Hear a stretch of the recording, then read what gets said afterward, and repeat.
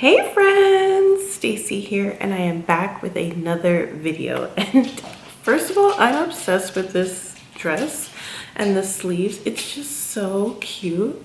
It's got like a collar. Oh my gosh, it's so cute and comfy for winter. I will link it down below in case you're interested.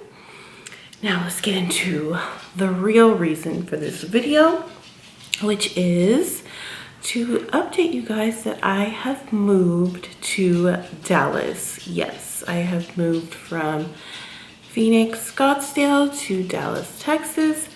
Yeah, I'm just gonna tell you why I made the decision and to give you some tips on how you can move to a new state by yourself as well. So why did I move? I just wanted a new experience. I've lived in different states, California, I'm from Atlanta, lived in Phoenix, and now Dallas. I've traveled to many different places, Egypt, Italy, spent, several weeks in different places, Mexico. So it's just something that I love to do, and it's fun for me. It's exciting, it keeps life fresh, and but I think this move, I'll be here for quite some time. I kind of see myself, starting to like settle down a little bit and have a different type of adventure. But yeah, it's just something I like to do. I like to experience new places, different people, and new environments, and, explore the world basically. So I'm here in Dallas, and so far I am really enjoying it. It's very fun, it's very different. A much larger city, more lively, more activities. Phoenix and Scottsdale was really fun, and yeah, the winters were amazing and beautiful, and I met a lot of great people who will be in my life forever. So yeah, it was good, but it was time to try something new. How did I move? So basically, I didn't want to hire movers to take all of my stuff from Phoenix to Dallas because the prices on that were astronomical at the time. And also I didn't even really feel like all the stuff I had I wanted to bring into this new space.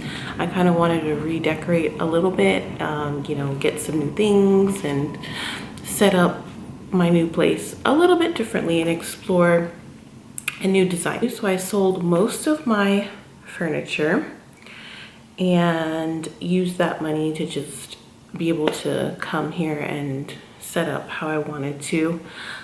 Sold most of it on Facebook Marketplace, which is super easy and convenient. And in order to find where I wanted to live, I actually didn't come here first to tour apartments in person. I'm not saying that I necessarily recommend that for you, but it worked out for me, and it's worked out for me multiple times. I know how to find what I want. I just do. And I researched the different areas and neighborhoods online to see the vibes that I was going for. And another big tip is that I hired a locator.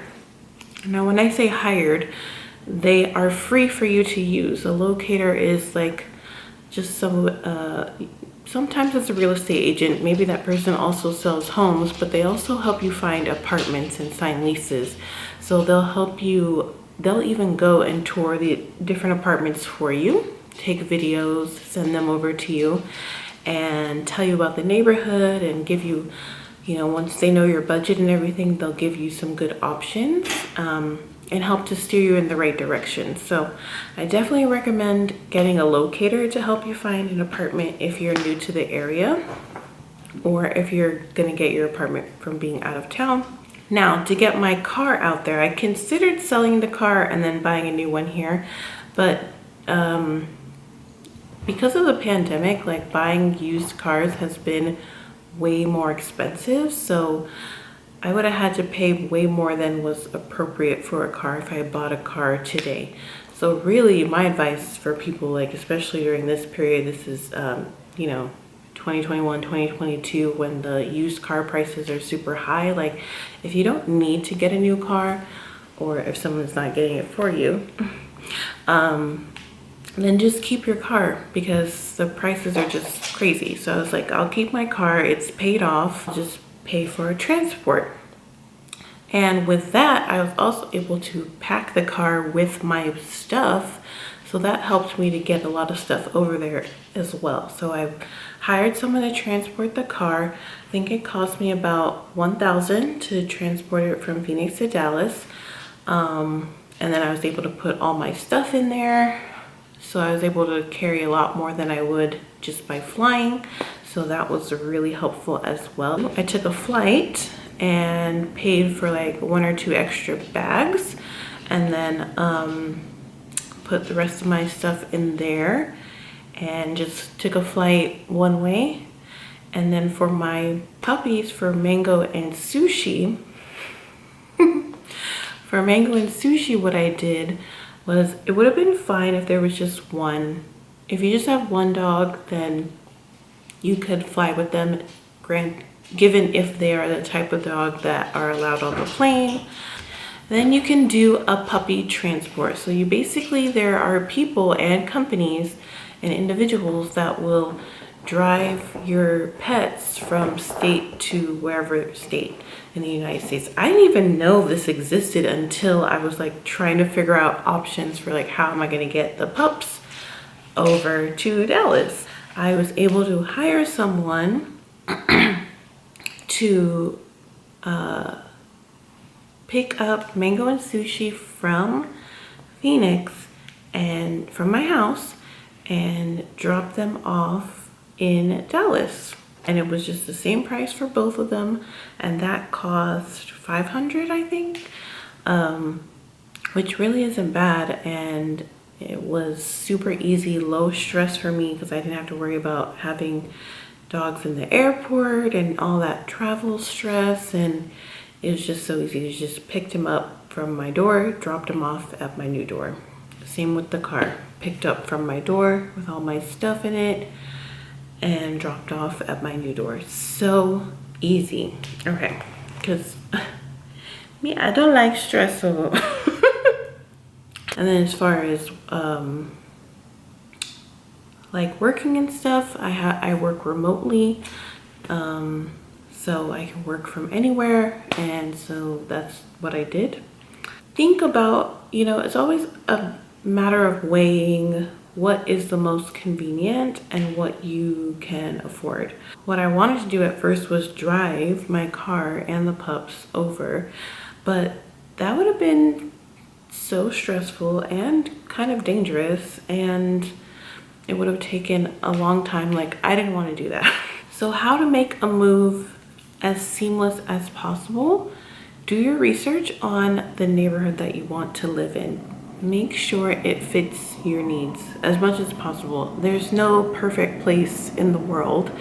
Everything has its downsides, but you want something that's going to have more upsides than downsides, and something that you'll be happy living in. So if you can go and visit before, that would be ideal. Definitely do that.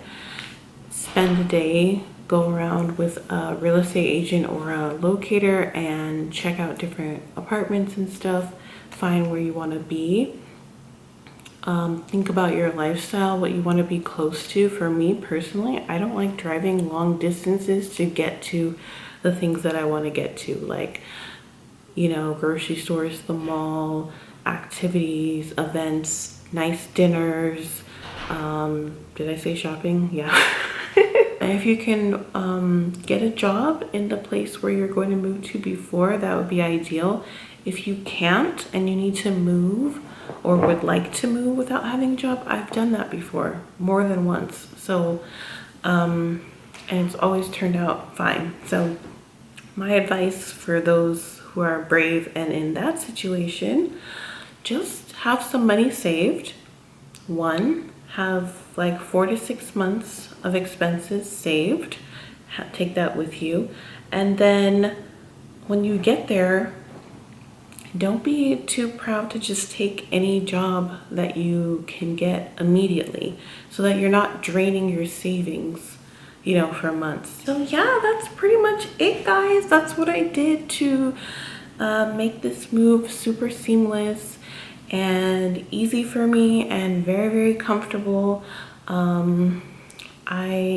Don't stay somewhere if you don't want to stay there, or if you just want a new experience, like move, see the world, or don't move, just travel and stay somewhere for like a month or 2 months or something, and just get out of your comfort zone. Life's too short. Okay, so I hope this video helped, and if you have any questions, leave them down below and I will see you guys in the comments section.